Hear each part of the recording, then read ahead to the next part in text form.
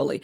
Well, I learned from this cycle of grace that there were a couple of things that Jesus withdrew for prayer. He shared his life with a close-knit group of friends, trusted friends, followers. He attended social gatherings.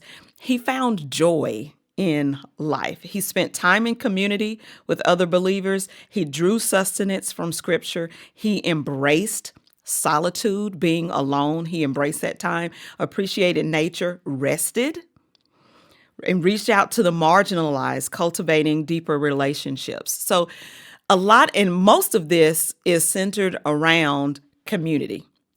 And a lot of times we let that part go. We want to give to other people. We want to, take care of other people's lives, make sure everyone has everything that they need. But when we're in community with other people, we're not actually having an exchange. We're just trying to make sure that we're giving and we're not taking in. So I really had to sit with that and wrestle with that for a while. Am I living as Jesus lived? Am I living as Jesus lived? Am I doing ministry life as Jesus did? Am I the person that God has called me to be in my office? Am I the leader that I know that God has called me and anointed me to be? Well, let me tell you this. I'm the director of Justice Ministries at Highland Park United Methodist Church, and we just got back from our Tulsa pilgrimage, our pilgrimage to Tulsa. We went February 2nd and 3rd, and it was an amazing, incredible experience. Even as the leader of the group, I received so much, and it's because of this teaching. I changed some things about the way I do ministry, and it made a huge difference. But on this trip, we had wonderful people. Everybody was able to connect with each other. And of course, there was a lot of grieving over our shared history. Anytime you go on a civil rights pilgrimage, there is a level of grieving. But we were able to uplift one another, and we just really had a beautiful, wonderful time. Now, on our last trip that I led to Little Rock, Arkansas, that was in October 2023, man, the weeks before, I was in solitude, pouring over everything, getting everything together, really had so much pressure on myself. I didn't accept, enough help. I did a lot on my own, and I had super duper duper high expectations of perfection, whatever perfection is. I had expectations of perfection on myself as I was preparing. And after I read this study and went through the study cycle of grace, I thought, Karla, I believe you are doing ministry life all wrong. Like you're doing life wrong. So this time I changed a couple of things.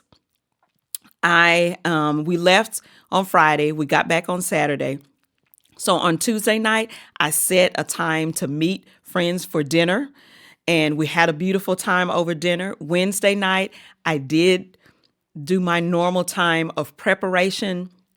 And of course, I've been preparing for months and months and months. But on Wednesday night, I really sat down and allowed myself to pour over everything, but with a grateful spirit. And I know it was because of the way that I spent my day on Tuesday. Then on Thursday, I set an early dinner with family, just another time of connection, just a light time of social gathering. And then we left on Friday the next day. Why did I do this? I'm attempting to do something different to emulate Jesus's example. I want to extend grace to others, but I also want to be open to receiving grace in return. And as I put this in place and really said, Karla, you're going to have a genuine exchange as you sit down with people in community and you share your life with others and you're present and you listen as they're sharing with you. I experienced a fuller experience as we went on the pilgrimage. It changed everything for me. In 2023, honestly, after the first night, I'm sitting there with dinner at dinner with everyone, and I was so run down. My body was so tired. I felt like I had the flu. My head was hurting. I know I didn't have the flu, but I just felt so bad and crummy that I was thinking, let's get out of dinner really fast. And I didn't have that same experience this time when we just went to Tulsa. I was able to sit and be present and enjoy, take in every minute, look at people in the eyes, listen, have a great exchange. It truly changed everything. So I want to encourage you in this way. How can you be salt and light? How can I be salt and light? What are the things in my life that are getting in the way of that? Well, number one, so let's look at salt. Salt is a seasoner. It's a flavor. It preserves everything that it is in contact with. Okay. So if you're not in contact with people, then you're not going to be salt. But as you are in community, you have the opportunity to be salt on the earth, to be the salt of the earth, meaning you bring the flavor of God to every situation in your life. I'm doing the same.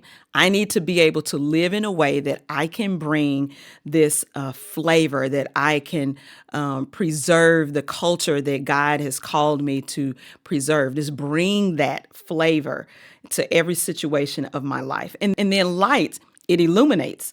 Being the light of the world means not dimming our witness through our actions, but practicing who God is in front of others, remembering that we are the example that people need. But people are really looking for hope right now.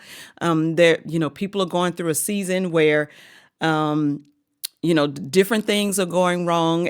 People are having very high anxiety. People are really looking for hope. And that's what you're called to be.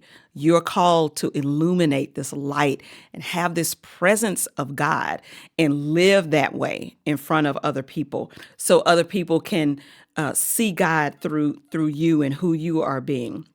And so if you are studying who Jesus is in order to be salt and life, you have to know who God is and know who God has called you to be. You have that opportunity to do that as you're spending time with your source, with God. So I had to recognize that if I allow myself to become tasteless or hidden due to burnout or forgetfulness of my divine identity, I become ineffective in serving the world. So instead, I have to make the choice to live in the assurance of that God has named me, accepted me, and approved me, that I can continually receive grace, give grace and love, engage in ministry from a place of wholeness, peace, and joy. Because of the light that God has given me, I can be salt and light as I am leading others. And so at the pilgrimage, I was able to sit there in a joyous spirit and receive and participate with people, have this great exchange with people throughout the entire trip. I could laugh. I could minister. I could live in each moment with the entire group. It was a beautiful experience for me and for everyone else. If you have immense pressure on yourself, if you measure your worth by works, you do what you're in this thing where you have to achieve. I hope you will learn from my mistakes, because I was doing the same thing. I was living in the same way, and it just did not work for me. I want to encourage you, concentrate on being with God, living with grace, and being the salt and the light that He has called us to be. So I want to share this with you really fast. Walking in light, I turned from what I did then. Ain't no way continue in the struggle I'm in. Living the light, just getting better, join in. He's giving life, I'm getting my benefits. I'm showing my light. I'm glowing with light, believing in the light, in the light. That's my song called In the Light. You can download it wherever you download music, but just remember that we can connect with the Lord, that we can give grace, give love, receive love, and that we can minister out of a fullness of being and a fullness of heart as we are walking with the Lord, being salt and light to everyone we come in contact with. Well, my name is Karla Nivens. Thank you so much for tuning in to